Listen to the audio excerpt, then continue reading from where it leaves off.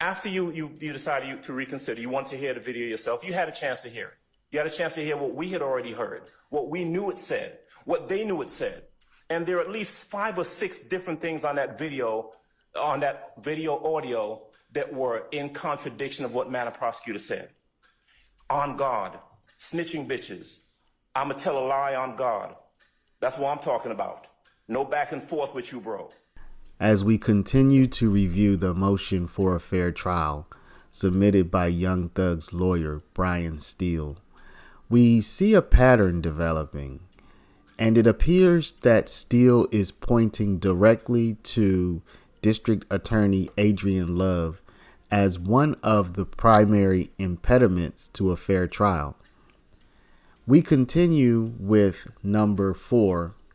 We read, over Mr. Williams' objection, when the state was attempting to introduce the January 26, 2015 social media posting from co-indictee Garlington's account during the testimony of Detective Gaither, Lawyer Love told the court that only Mr. Williams' voice could be heard on this video audio, except for one other voice saying words like "yeah" in the background. Undersigned counsel told the court that Lawyer Love was incorrect and that several persons' voices were audible on the social media posting. Lawyer Love continued to falsely accuse undersigned counsel of misrepresenting the facts to the court. Of course, Lawyer Love was proven to be untruthful in her false allegations of wrongdoing against undersigned counsel.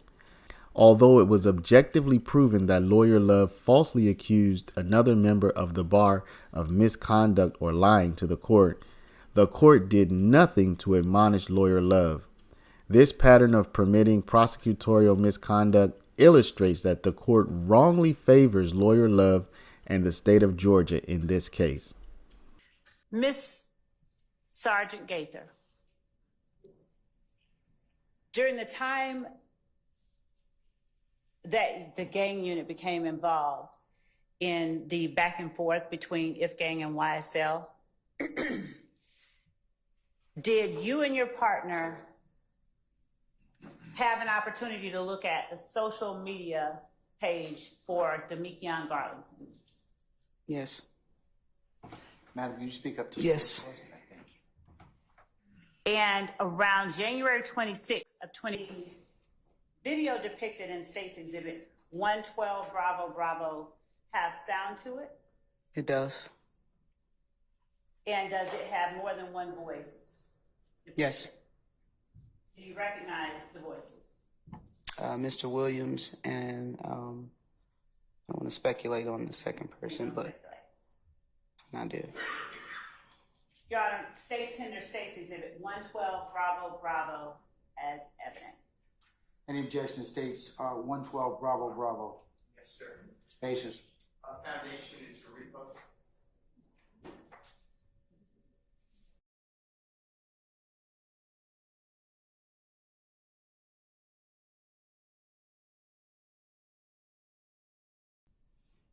And I just need about 3 or 4 minutes. I've got to say this because I've been sitting there after our conversations. Let me just preface it by saying, in any of our objections, whatever, you make a ruling, sometimes we win, sometimes we lose, we move on. That's fine. If after your ruling, I've got a case that I want to bring to your attention, I say, Judge, reconsider your ruling based on this case, and you consider it, that's fine. If you don't want to consider it, that's fine too. But what I found objectionable, and I want the court to address with the state, is what happened at the bench earlier. There was an objection to the video, you made a ruling, we moved on. The state came back up and made representations to you. And they weren't representations based upon some new case law that they had found. There were representations, misrepresentations that were made directly to you, all of us standing there right there at the bench. She said something very, very fact specific in an attempt to get you to readdress the issue again. Madam Prosecutor said, I want you to listen to the 17-second video, because what you had based your ruling on was that the parties in the background couldn't be identified, all right?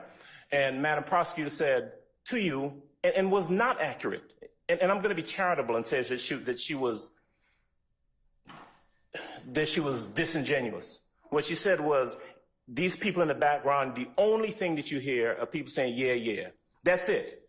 When Mr. Steele corrected her and said that's not true, she said, Mrs. Steele is not accurate. What Mrs. Steele just told you is not true. The only thing you can hear in the background is yeah, yeah. And actually, when she stepped up there, it was in an attempt to act as though she didn't know what your ruling previously was, because their attempt was to go ahead and play the video at that time, despite your previous ruling. My point is this. After you decided to reconsider, you want to hear the video yourself, you had a chance to hear it. You had a chance to hear what we had already heard, what we knew it said, what they knew it said. And there are at least 5 or 6 different things on that video audio that were in contradiction of what Madam Prosecutor said. On God, snitching bitches, I'ma tell a lie on God. That's what I'm talking about. No back and forth with you, bro. Fuck nigga. I'm not just saying that for emphasis. I'm saying that because what she said to you was inaccurate. At some point, Your Honor, I'm asking you to, we've had this conversation about candor with the court over the course of the past number of weeks. 3.3. Yeah, we've had that conversation about it. And when we step up to you and we make a representation, it ought to be candid and it ought to be truthful. In point 5, Steele notes that on Thursday, June 6, 2024, as well as Friday, June 7, 2024, Lawyer Love falsely accused undersigned counsel of purposefully extracting and tampering with jail recordings of Mr. Copeland. This was another knowing, malicious, false allegation by Lawyer Love. The court remained mute and failed to admonish Lawyer Love. All right. Any minister inquiry, me, counsels? Period, Your Honor. The state received from Defendant Williams a Dropbox link containing purported calls from the Fayette County Jail. We sent that over to our jail call unit to open up and decipher.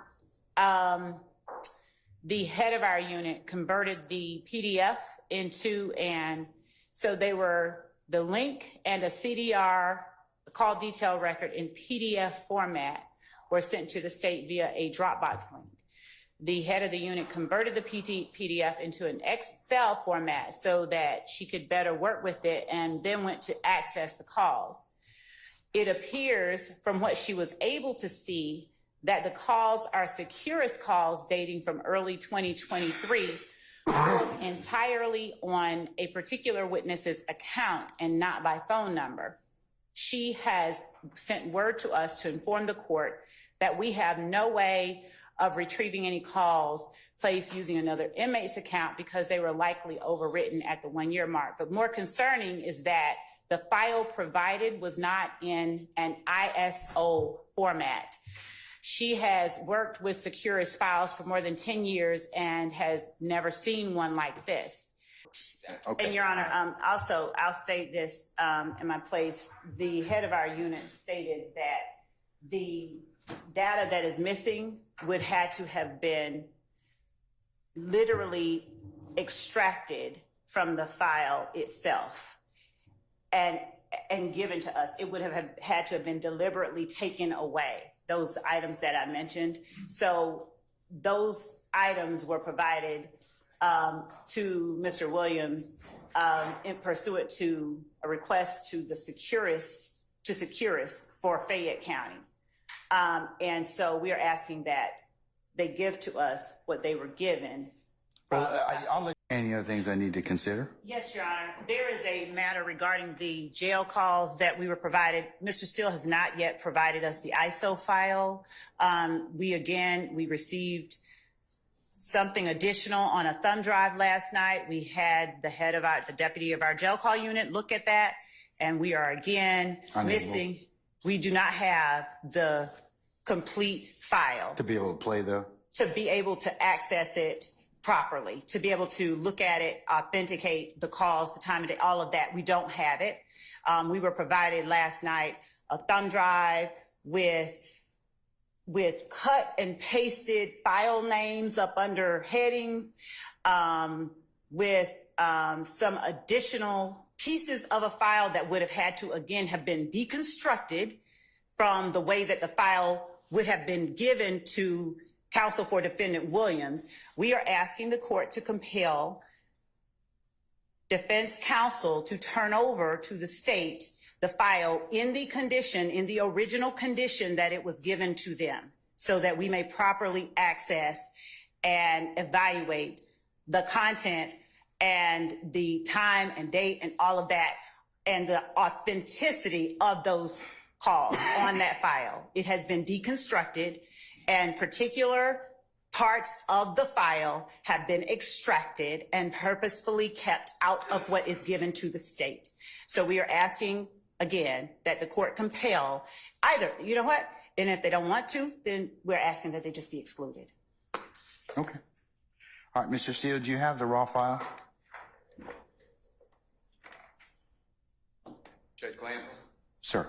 you allow another moment when Miss Love calls me that I did not do something. They have the exact image of what we got from the jail in Fayette County. That is it. And if I get another false allegation and you do nothing, I'm shocked. I'm appalled at you. I sit here day after day with this false allegation just machine. I gave the state everything. There's been no disconstruction. There's been no purposeful, I don't care. I don't care. I give over everything. I've done this for 33 years. Never in my life have I seen a trial. I've done 300 appeals in the state of Georgia alone. I've never read a case like this. Judge, I gave them everything I had. I waited. I was at my office till 8, after 8 last night. I waited for their investigator to come by. I handed him an exact copy of thumb drive. They have everything that we got from the Fayette County Jail. There's been no deconstruction. There's been no purposeful exclusion. This is not the first time. Okay. And I apologize. Finally, on point 6, Steele says, on Friday, June 7, 2024, Lawyer Love falsely accused counsel for Mr. Copeland of violating his ethical duty to his client. The court remained silent while Lawyer Love hurled more false allegations. Okay, thank you, sir. All right, Ms. Love, you can complete your proffer at this point. Your Honor, yes.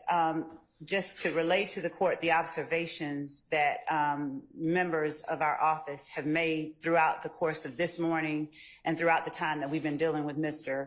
Copeland. Our cause for concern is Mr. Copeland's communication that he is going to us, that he is going to speak, that he is going to speak on the stand, that he is going to testify, and watching what happens when Mr. Copeland gets on the stand. Mr. Copeland did not want to have to be taken into custody. The court gave him the opportunity to have present in court with him someone who is supposed to be representing his best interests. What we have seen is communication, both verbal and nonverbal, between Mr. Copeland's supposed counsel and counsel for defendants. And a look as if I tried from Mr. Copeland's supposed counsel in the direction of counsel for the defendants after Mr. Melnick attempted to assert for Mr. Copeland. May I finish? Let her finish, Mr. Melnick. Please sit down. I'll let you start. Okay? All right. Thank you, sir. While Mr. Copeland is on the stand stating that he wants to testify, that he will testify rather. So we are watching, and Mr. Melnick, I believe it may even be captured on film. The court can look at it. Mr. Melnick turns to the direction of counsel for the defendants and motions like, that's it.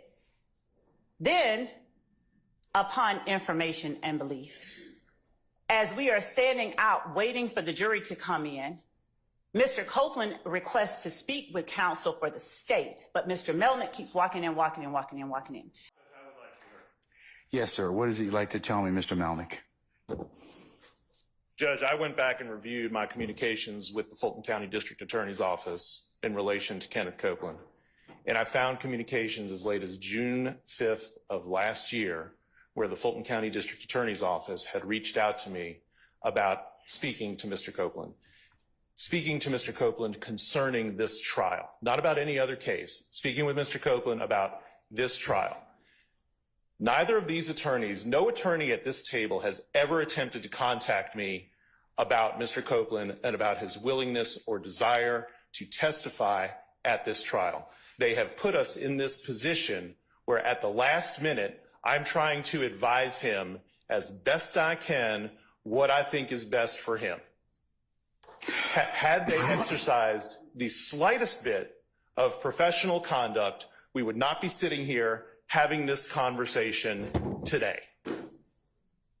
And unfortunately, for me to fully explain everything that's been going on, it would require me to reveal confidences that I'm not going to reveal. I don't want you to do that, sir. I can assure you that the decision to invoke the Fifth came completely from Kenneth Copeland. I owe nothing to anybody over here. I owe nothing to anybody at any of these tables. I don't care, candidly, no offense, don't care what happens with their cases.